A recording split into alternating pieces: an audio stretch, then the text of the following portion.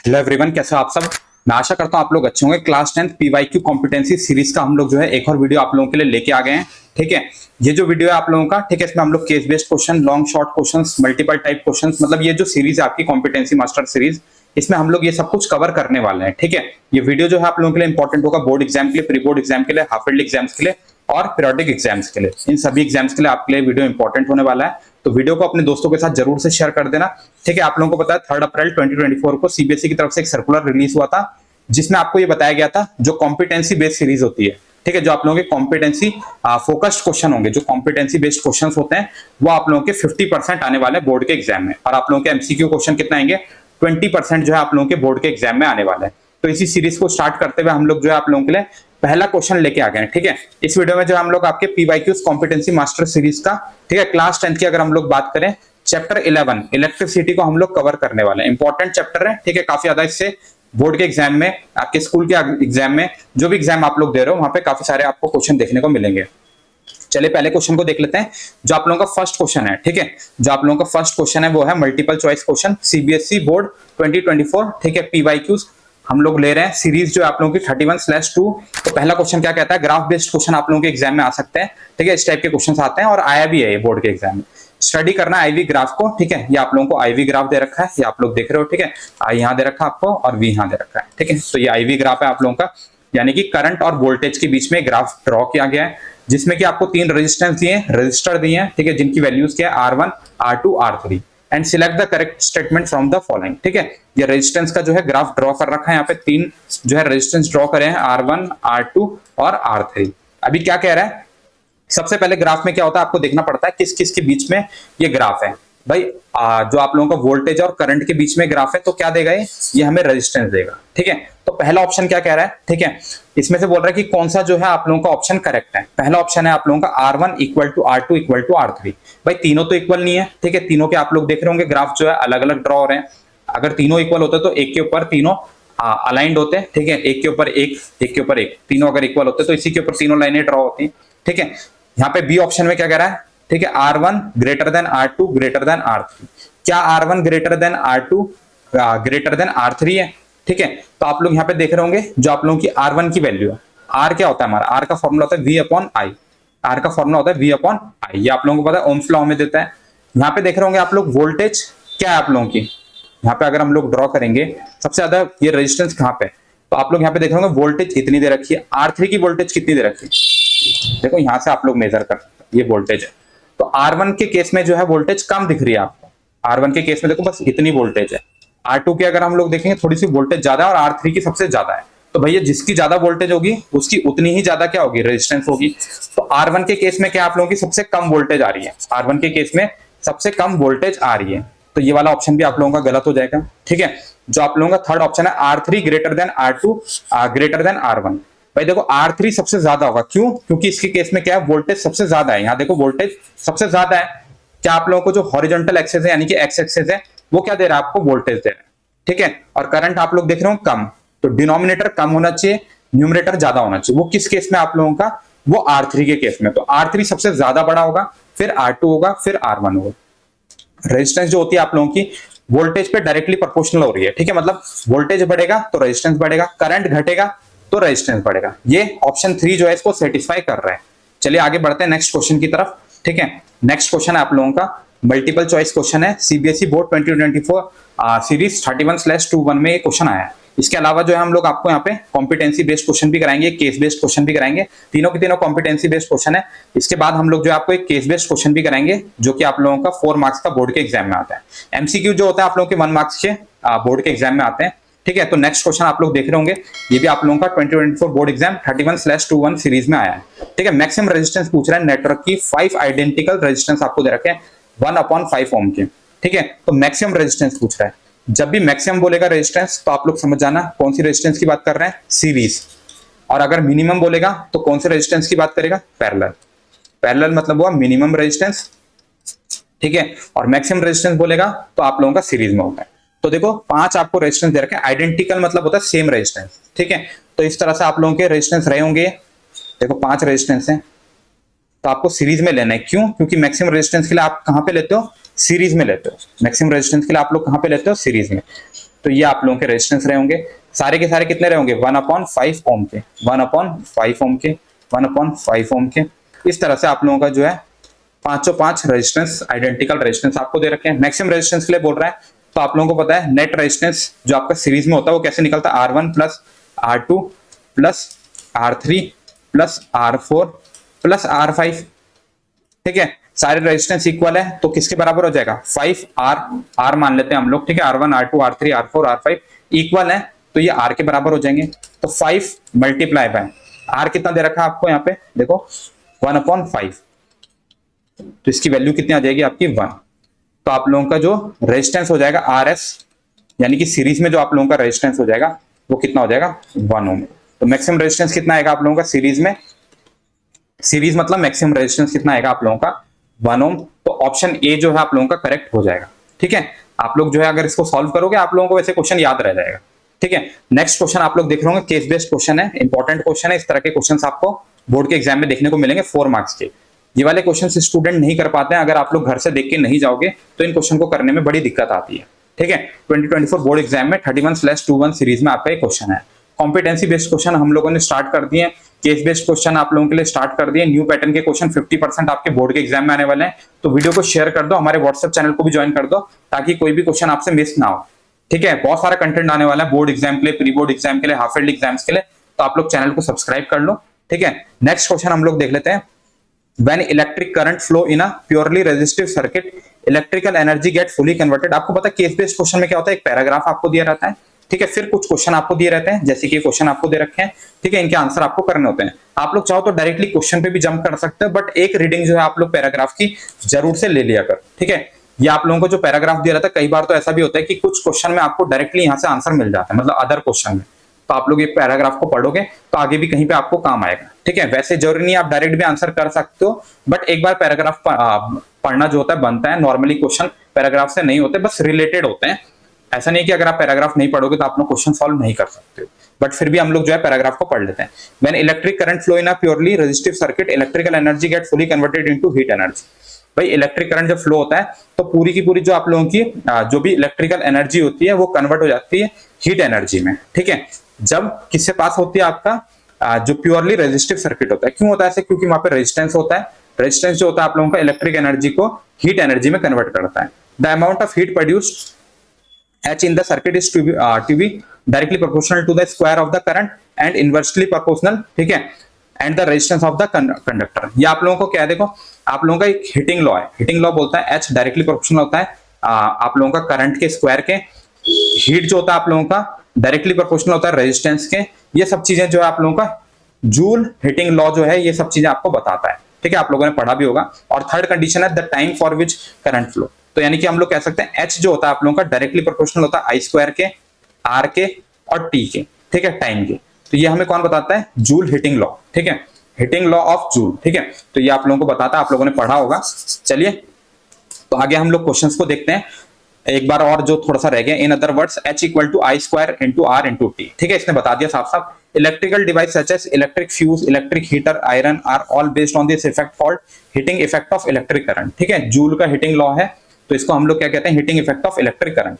ठीक है, आप लोगों को अगर लिखने के लिए आता है हीटिंग इफेक्ट और ये क्वेश्चन आ रखा है तो आप लोग सीधे यहाँ से उठा के लिख सकते हो। तो ये आप लोगों का केस बेस्ड क्वेश्चन काफी ज्यादा काम आता है, ये आप लोगों का होता है स्मार्ट वर्क। चलिए क्वेश्चन की तरफ बढ़ते हैं, क्वेश्चन क्या कह रहा है। ठीक है, मैं इसको रब कर देता हूँ, थोड़ा सा आपको क्लियरिटी आएगी क्वेश्चन में क्या कह रहा है। ठीक है, डायरेक्टली हम लोग जो है क्वेश्चन पे जंप करते हैं। क्वेश्चन आप लोग देख रहे हो क्या कह रहा है। पहला क्वेश्चन है आप लोगों का A part, list two property of heating element. दो प्रॉपर्टीज बतानी है आपको हीटिंग एलिमेंट की। भाई हीटिंग एलिमेंट कैसा होना चाहिए। ठीक है, आप लोगों का टंगस्टन हो सकता है हीटिंग एलिमेंट, ठीक है, कॉन्स्टेंट हो सकते हैं। तो आप लोगों के दो प्रॉपर्टीज को आपको बताना है। तो आप लोगों के हीटिंग एलिमेंट का क्या होना चाहिए, हाई मेल्टिंग पॉइंट होना चाहिए, हाई मेल्टिंग पॉइंट होना चाहिए। ठीक है, और दूसरी प्रॉपर्टी आप लोग क्या कर सकते हो, हम लोग ए पार्ट कर रहे हैं, और आप लोगों की दूसरी प्रॉपर्टी क्या होनी चाहिए, हाई रेजिस्टिविटी होनी चाहिए, हाई रेजिस्टिविटी। अब रेजिस्टिविटी और रेजिस्टेंस में क्या अंतर होता है। ठीक है, रेजिस्टिविटी और रेजिस्टेंस में क्या अंतर होता है, मैं आप लोगों को आंसर भी लास्ट में बता दूंगा। ठीक है, जो भी आप लोगों के आंसर्स हैं मैं आपको लिख के दे दूंगा लास्ट में, वहां से आप लोग देख सकते हो। रेजिस्टेंस और रेजिस्टिविटी में बस इतना ही अंतर होता है, जो रेजिस्टिविटी होती है, जो रेजिस्टिविटी होती है ठीक है, वो एक तरह से आप लोग कह सकते हो जब हम लोग रेजिस्टेंस को मेजर करते हैं मैथमेटिकली, उसी को हम लोग जो है रेजिस्टेंस कहते हैं, उसी को हम लोग जो है रेजिस्टिविटी कहते हैं। जब हम लोग रेजिस्टेंस को मेजर करते हैं 1 मीटर स्क्वायर एरिया के लिए, 1 मीटर लेंथ के लिए वायर की, अगर 1 मीटर स्क्वायर एरिया है क्रॉस सेक्शन एरिया और लेंथ जो है वायर की वो 1 मीटर है, तो उसको हम लोग रेजिस्टिविटी कहते हैं। मतलब रेजिस्टेंस को मैथमेटिकली जब हम लोग मेजर करते हैं उसी को हम लोग जो है रेजिस्टिविटी कहते हैं। ठीक है, तो पहला क्वेश्चन का आप लोग आंसर देख रहे हो। ठीक है, हाई रेजिस्टिविटी होनी चाहिए आप लोगों की।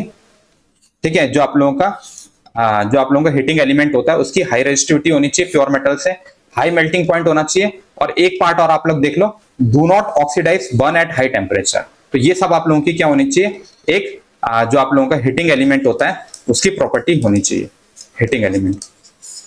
तो ये तीन हो गए। ठीक है, तीनों पॉइंट आप लोग देख लो, high melting point, do not oxidise at high temperature, ये सब चीजें क्यों होनी चाहिए। देखो हाई मेल्टिंग पॉइंट होने से क्या फायदा मिलेगा, तो ये पिघलेगा नहीं, पता चल रहा। पहले high melting point, low melting point होने की वजह से जो है आप लोगों का हीटिंग एलिमेंट पहले ही पिघल गया।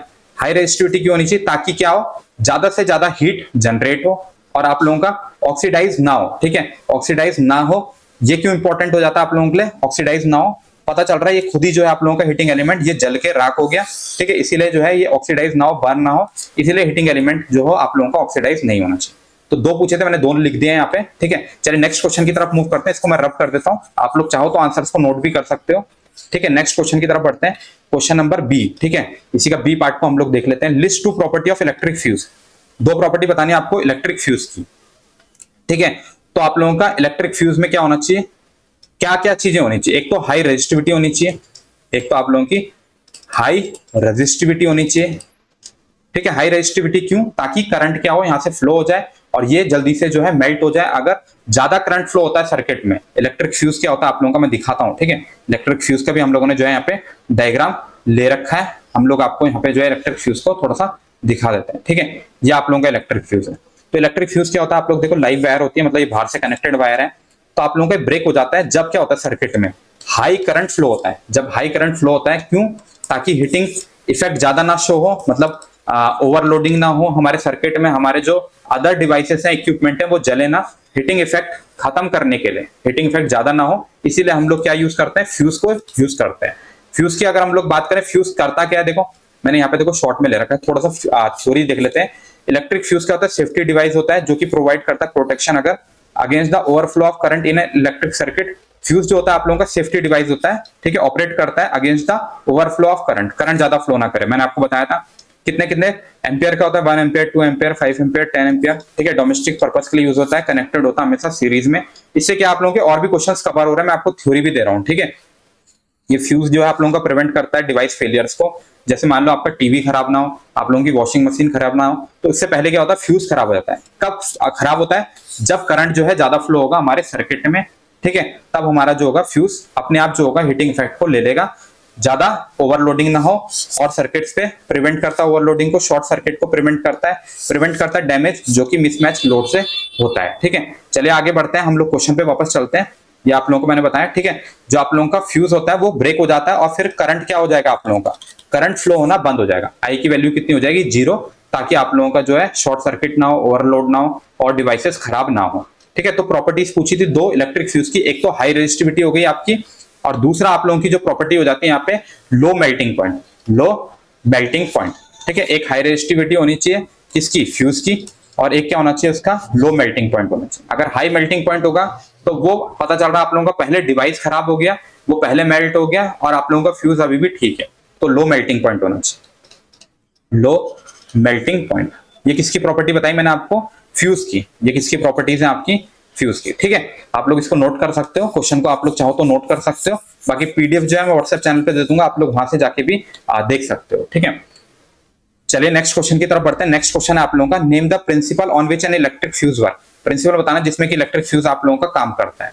ठीक है, explain how a fuse wire is capable of saving electrical appliances from getting damage due to accidental produced high current. एक तो आपको प्रिंसिपल बताना है इलेक्ट्रिक फ्यूज का, तो मैंने आपको बताया था ये आप लोगों का जो प्रिंसिपल है, heating effect of electric current. देखो यहीं पे आपको आंसर मिल रहा है, heating effect of electric current जो है इसका क्या है, आप लोगों का प्रिंसिपल है।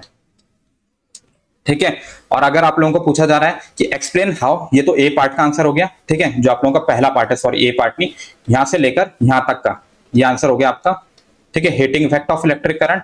और जो आगे है, explain how a fuse wire is capable of saving electrical appliances from getting damage due to accidental current high temperature, high current. मैंने बताया जैसे कि आप लोगों का हाई जो करंट है वो बढ़ेगा तो आप लोगों को पता है हीट जो होगी वो भी बढ़ेगी, ठीक है। हीट जो है आप लोगों की करंट के डायरेक्टली प्रोपोर्शनल होती है, स्क्वायर के, ठीक है। ये आप लोग देखो, करंट थोड़ा सा बढ़ेगा मतलब करंट 2 बढ़ेगा तो आप लोगों का जो हीटिंग होगी वो आप लोगों की 4 टाइम्स बढ़ जाएगी क्योंकि स्क्वायर है, ठीक है। करंट सपोज करो 2 टाइम्स बढ़ा तो एच हीट कितनी बढ़ जाएगी आपकी 4 टाइम्स। सपोज करो करंट आपका 4 टाइम्स बढ़ा तो आप लोगों की हीट कितनी बढ़ेगी 16 टाइम क्योंकि स्क्वायर है, तो भाई मल्टीप्लाई हो जाता है बहुत ज्यादा, ठीक है, मल्टीपल टाइम। तो ये आप लोगों का क्या है, हीट जो है एकदम से ज्यादा जनरेट हो जाती है सर्किट में, ओवरलोडिंग हो जाती है, शॉर्ट सर्किट हो जाती है, इससे बचाता है हमारा फ्यूज। तो एक्सप्लेन करना है how fuse wire is capable of saving electrical appliances, जो इलेक्ट्रिकल अप्लायंस होता है इसको कैसे सेव करता है। मैंने बताया लो मेल्टिंग पॉइंट होता है फ्यूज का, तो वो क्या करेगा, मेल्ट कर जाएगा और सर्किट जो हो जाएगा आप लोगों का ब्रेक हो जाएगा। मैंने आपको भी डायग्राम के थ्रू बताया था, यहाँ पे देखो सर्किट जो है आप लोगों का ब्रेक हो जाएगा और करंट की वैल्यू क्या हो जाएगी, 0 हो जाएगी, ताकि आप लोगों के और डिवाइसेस जो खराब ना हो। तो ये सब चीजों में आप लोगों का जो है हेल्प करता है फ्यूज, ठीक है। मतलब एक तरह से मिनी सर्किट ब्रेकर होता है, ठीक है। तो आप लोगों का मैंने आपको आंसर में दिखा देता हूं एक बार, ठीक है, थ्योरी फॉर्म में हम लोगों ने लिखा है। तो आप लोगों का जो यहाँ पे जगह कम थी, तो heating effect of electric current जो है आप लोगों के प्रिंसिपल पे बेस्ड होता है, कौन, फ्यूज। फ्यूज जो होता है आप लोगों का heating effect of electric current principle पे बेस्ड होता है। When high current flow in a circuit accidentally the fuse wire melt and break the circuit, mini circuit breaker की तरह काम करता है, एमसीबी की तरह काम करता है हमारा फ्यूज, ठीक है। चलिए नेक्स्ट क्वेश्चन की तरफ बढ़ते हैं। लास्ट क्वेश्चन है आप लोगों का, चॉइस आपको दे रखी है, ठीक है। जो आप लोगों का 4 नंबर का क्वेश्चन है, इसमें आपको चॉइस दे रखी है, मतलब 4 में से 2 नंबर का क्वेश्चन है, ठीक है। सी पार्ट जो है आप लोगों का 2 मार्क्स का, पूरा का पूरा केस बेस्ड की बात करें तो 4 मार्क्स का है, ठीक है। तो इसमें से आपको देखो एक पार्ट को करना है, या तो आप लोग ये वाले पार्ट को कर लो या फिर आप लोग इसको कर लो। चलिए अब हम लोग सी पार्ट को देख लेते हैं, जो आप लोगों को ऑप्शन में दे रखा था। The power of an electric heater is 1100 vote, ठीक है। पावर आपको दे रखी है 1100 वोट, ठीक है। मैं लिखता रहता हूँ, पावर आप लोगों को दे रखी है 1100 वोट, ठीक है, वॉट हो गई। पावर की यूनिट भी आप लोग याद कर सकते हो, पावर की यूनिट क्या होती है, ठीक है, वॉट होती है। If the potential difference between 2 terminals of the heater is 220 volt, potential difference आपको कितना दे रखा है, 220 वोल्ट, ठीक है। पीडी हम लोग बोल सकते हैं पोटेंशियल डिफरेंस को। Find the current flowing in the circuit, current बताना है आपको, ठीक है। करंट आपको बताना है कितना फ्लो कर रहा होगा सर्किट में। देखो इस तरह से अगर आप लोग डायग्राम बनाना चाहते हो तो इस तरह से आप लोग डायग्राम बना सकते हो। ये आपको पोटेंशियल डिफरेंस दे रखा है 220 वोल्ट, ठीक है। वैसे डायग्राम से ज्यादा फर्क नहीं पड़ेगा। Of the heater 220 volt, find the current flowing in the circuit, ठीक है। एक तरह से आप लोगों को जो है हीटर दे रखा है, तो हीटर को आप लोग एक रेजिस्टेंस मान सकते हो, ठीक है। आप लोगों का हीटर का वॉट कितना है, 1100 वॉट, मतलब पावर इतनी है, वोल्टेज इतनी दे रखी है। Find the current flowing in the circuit, ठीक है। करंट पूछा है सर्किट में, तो करंट की वैल्यू कैसे निकाल सकते हैं आप लोग, देखो P इक्वल टू होता है VI, एक फॉर्मूला आपको याद होना चाहिए पावर का। P इक्वल टू क्या होता है आप लोगों का, VI। तो आप लोग इस फॉर्मूले में रखोगे तो P की वैल्यू कितनी आ जाएगी हमारी 1100, अब V की वैल्यू कितनी है 220, तो I जो है आप लोगों का यहाँ पे निकालना है हमें, तो I क्या हो जाएगा हमारा 1100 डिवाइडेड बाय 220। तो इस तरह से आप लोगों का अगर हम लोग इसको कट करते हैं तो ये बनता है आप लोगों का 22 5 टाइम जाता है, ठीक है। तो करंट कितना आ गया आपका, I इक्वल टू हो गया हमारा 5 एम्पियर, ठीक है। तो ये आप लोगों को पूछा था व्हाट विल बी करंट, ठीक है। Find the current flowing in the circuit, current पूछा था, करंट कितना फ्लो हो रहा होगा सर्किट से, तो आप लोग बोलोगे करंट फ्लोइंग थ्रू सर्किट, ठीक है, इस 5 एम्पियर, ठीक है। आप लोग प्रॉपर यूनिट लिखोगे, यूनिट के मार्क्स कट जाते हैं, ठीक है, अगर आप लोग यूनिट नहीं लिखोगे। और आगे कभी कभी तो ऐसे 1 मार्क्स में पूछ लेता भाई करंट की यूनिट क्या है, तो आप लोग बोलोगे एम्पियर है। What will happen to an electric fuse, भाई इलेक्ट्रिक फ्यूज के साथ क्या होगा, तो यहाँ पे आप लोगों को पता है इस क्वेश्चन में electric fuse, heating effect of electric current, ये सब आप लोगों के क्लियर होने चाहिए। और हम लोगों ने लास्ट में देखो आपको थ्योरी भी दे रखी है, ये सारी थ्योरी आपको दे रखी है, डायग्राम दे रखा है, इसको पढ़ोगे तो आप लोगों की थ्योरी यहाँ पे क्लियर हो जाएगी, ठीक है। तो आगे इसने पूछा था what will happen to an electric fuse, electric fuse का क्या होगा जिसकी रेटिंग कितनी है 5 एम्पियर, जिसकी रेटिंग कितनी आपको दे रखी फ्यूज की 5 एम्पियर दे रखी, तो उसके साथ क्या होगा, ठीक है। सर्किट में यहाँ पे मान लो सपोज करो आपका फ्यूज लगा हुआ 5 एम्पियर का, तो आप लोगों का, ठीक है, इसके साथ क्या होगा, फ्यूज का देखो सिंबल क्या होता है, सिंबल में आपको दिखाता हूँ, ये सिंबल होता है फ्यूज, ठीक है। कभी कभी ड्रॉ करने के लिए आता है 1 मार्क्स में, तो आप लोग देख लेना, ठीक है। आप लोग देख रहे हो क्वेश्चन के साथ साथ आपको कितनी सारी चीजें यहाँ पे देखने को मिल रही है। तो इस तरह के हम लोग जो है वीडियो करने वाले हैं। आप लोग बताना कमेंट में कि आपको किस तरह का वीडियो लग रहा है, ठीक है। कुछ इंप्रूवमेंट चाहिए होगा तो कमेंट जरूर करना यार, मोटिवेशन मिलता है। अपने दोस्तों के साथ वीडियो को जरूर शेयर करना, ठीक है। तो बस लास्ट पार्ट रह गया, what will happen to an electric fuse of rating 5 ampere connected in this circuit. मैंने आपको बताया, देखो आपको पहले करंट की वैल्यू निकालनी है, 5 एम्पियर आया भाई, क्योंकि फ्यूज भी कितना है हमारा, फ्यूज कितना है हमारा 5 एम्पियर का है। तो क्या होगा आप लोगों का, नॉर्मली जो होगा सर्किट चलता रहेगा, करंट फ्लो होता रहेगा, फ्यूज जो होगा आपका ब्रेक नहीं करेगा, ठीक है। तो इसका करेक्ट आंसर देखो यहाँ पे हम लोगों ने लिखा है, यहाँ पे करेक्ट आंसर आपका क्या हो जाएगा, देखो ये हम लोगों ने निकाली थी 5 एम्पियर वैल्यू निकल गई करंट की, ये हम लोगों ने निकाल दी है। No effect on the fuse of 5 ampere rating, ठीक है। क्यों नहीं हो रहा है, क्योंकि आप लोगों की करंट भी 5 एम्पियर है, इक्वल होगी तो फ्लो करता रहेगा। जैसी आई की वैल्यू ग्रेटर देन हो जाएगी फ्यूज से, ठीक है, फ्यूज की जो रेटिंग होगी, फ्यूज में जो करंट फ्लो होने की रेटिंग है उससे ज्यादा हो जाएगी, वैसी सर्किट क्या हो जाएगा, ब्रेक हो जाएगा। सर्किट क्या हो जाएगा आपका, ब्रेक, जैसे कि मैंने आपको यहाँ पे दिखाया था डायग्राम में, ठीक है। देखो आपका सर्किट यहाँ पे क्या हो गया, ब्रेक हो गया। अगर ये जुड़ा रहता तो ऐसे रहता, क्योंकि ये ब्रेक हो चुका है तो इसलिए देख रहे होंगे आप लोग यहाँ पे बीच में क्या है, गैप आ गया, ठीक है। तो आप लोगों को समझ में आ गया इतना। तो ये आप लोगों को क्वेश्चन कैसा लगा आप लोग कमेंट करके जरूर बताना। अगर आप लोगों को इसको पीडीएफ चाहिए होगा तो हमारे व्हाट्सएप चैनल को आप लोग ज्वाइन कर सकते हो, वहां पे मैं आपको इसकी पीडीएफ प्रोवाइड कर दूंगा। चलिए फिर वीडियो को यहीं पे क्लोज करते हैं। वीडियो पसंद आया तो वीडियो को लाइक कर सकते हो, चैनल को सब्सक्राइब कर सकते हो। मिलते हैं नेक्स्ट वीडियो में, तब तक के लिए गुड बाय।